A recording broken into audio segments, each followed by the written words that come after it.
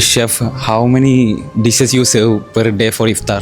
Okay, this year we have more than 60 items. 60+ items വരുന്ന ഒരു ഇഫ്താർ.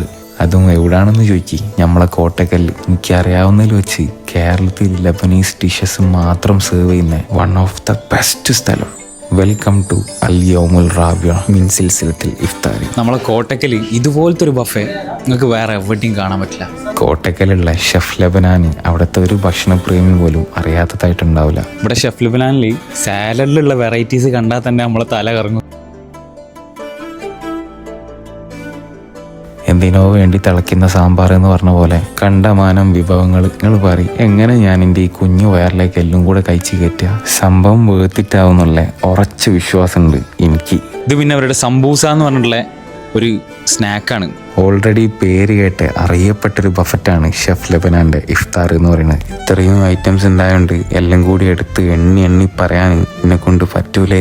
ഞാൻ കഴിച്ചതിൽ 1-2 റൈസും ചിക്കൻ്റെ കുറച്ച് വെറൈറ്റീസും പിന്നെ അവരുടെ സ്പെഷ്യൽ കിഡിലൻ മട്ടൻ കബാബും ഷീഷ് തവൂക്കും ഇതൊക്കെ പാടി കഴിച്ചപ്പോൾ തന്നെ എനിക്ക് ആമ്പകം വന്ന്. ഞാൻ ഇന്ന് ഇത്രയും ചുരുങ്ങിയ വിഭവം കഴിച്ച് ഒതുക്കണമെന്ന് കരുതിയല്ല, പക്ഷെ എൻ്റെ വയറ് നിറഞ്ഞ് എന്നോട് പറഞ്ഞ് നിർത്തിക്കുമോന്ന്. ലൈവായിട്ട് പ്രിപ്പയർ ചെയ്യുന്ന സ്നാക്സും സ്വീറ്റ്സും ഒക്കെ അവരുടെ പുറമേ സൈഡിൽ ഒരു കൗണ്ടറായിട്ട് തന്നെ ഉണ്ട്. ഇതൊക്കെ പാടി നിരത്തി വെച്ച കണ്ടപ്പോൾ തന്നെ എൻ്റെ വയറ് നിറഞ്ഞിരിക്കണം. ലബനീസ് ഡിഷുകളായതുകൊണ്ട് ഇവരുടെ ടേസ്റ്റ് കംപ്ലീറ്റ്ലി ഡിഫറെൻ്റ് ആണ്. വേറെ തന്നെ യുണീക്ക് ടേസ്റ്റ് ആണ്. എല്ലാ ദിവസവും മെയിൻ കോഴ്സിലെ 10 വിഭവങ്ങൾ ചേഞ്ച് ആയിക്കൊണ്ട് നിൽക്കും. ഡേ ബൈ ഡേ പുതിയ വിഭവങ്ങളായിരിക്കും എല്ലാവർക്കും കിട്ടുക. എന്താണെങ്കിലും നമ്പർ ഞാൻ താഴെ കൊടുക്കല്ലേ.